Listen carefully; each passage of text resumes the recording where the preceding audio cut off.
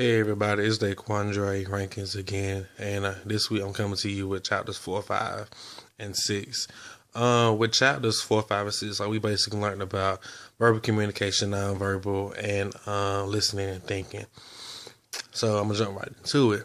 With verbal communication, it's basically talking to someone, learning how to hold a conversation with someone, and just basically having a face-to-face conversation with someone. A lot of my generation has a hard time doing that because we're so used to social media, text messaging, Snapchat, Kik, everything, and we're just used to that. And I don't find it hard to verbally communicate with someone, but some of my other peers may have a hard time verbally communicating with someone. For me, I have to see how you are in face to face, because if I don't, I won't know how interested you are in my conversation.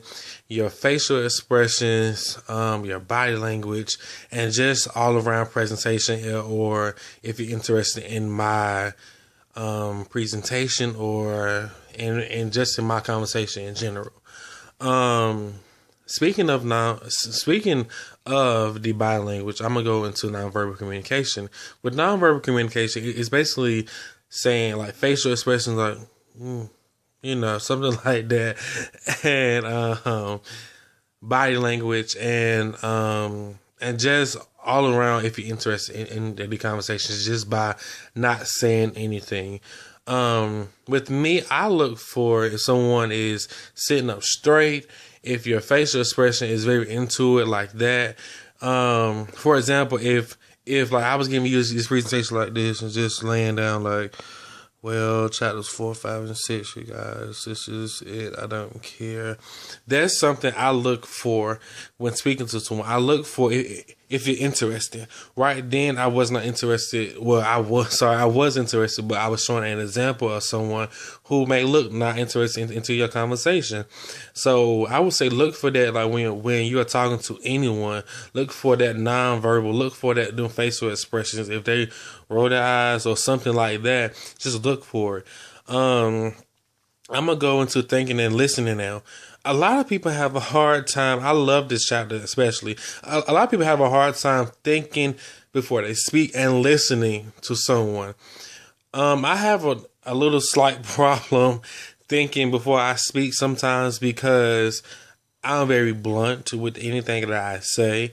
I don't sugarcoat a lot of things. However, I find myself to be sincere because I don't like to sugarcoat anything with anybody. However, some of the things I do say, I do say, Uday Kornjay, what are you doing? So I would say I have to learn how to think before I speak.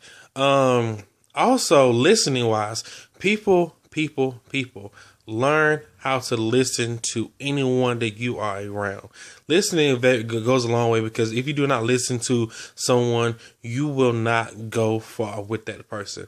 Your friends may come for you, may come to you in confidential, and you just don't listen, then they won't come to you ever again.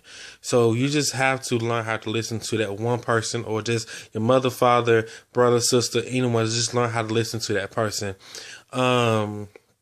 So I will say these chapters 4, 5, and 6 are my favorite chapters, especially chapter 6. And I do look forward to looking at everyone else's videos to see what they took from it.